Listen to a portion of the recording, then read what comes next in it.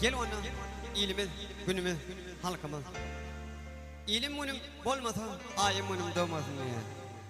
Şutayda bize himayet edip oturan büyük prezidentimizin, büyük arkadaşımızın ömrün uzak bolup, il vakit tutgan tutumlu işler ravaja olsun.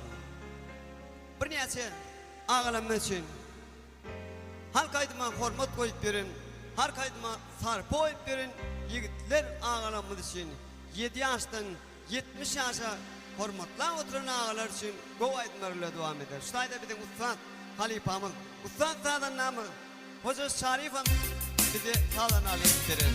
Bizden salam bozduruz soba adama bize vur sağ etsin yağışın, sağ etsin yine ayrımına devam ediyor. Dinleyen ey canlı adamlar.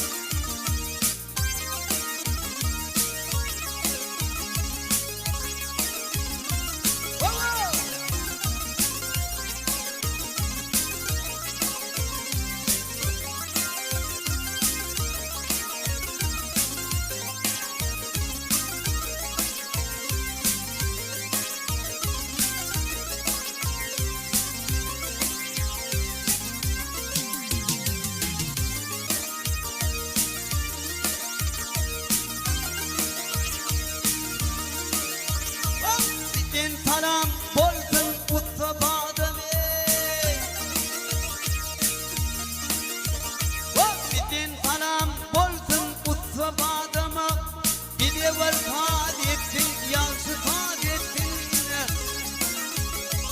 Meyveli ağaçtan ol kürpü batın Tapım yenir, canını saadettin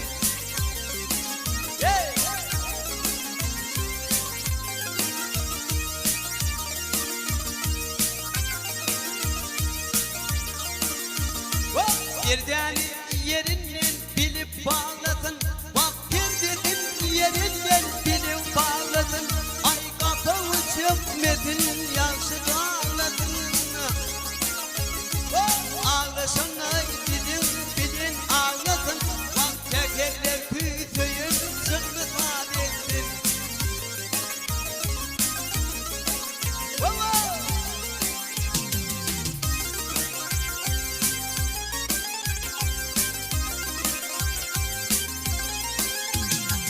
Gel muradım alay bilmem eline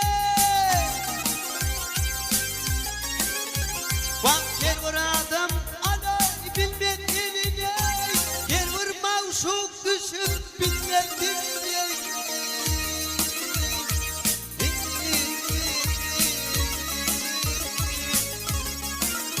Gel görkümü mendettin anca eline Şadilimden ince bildi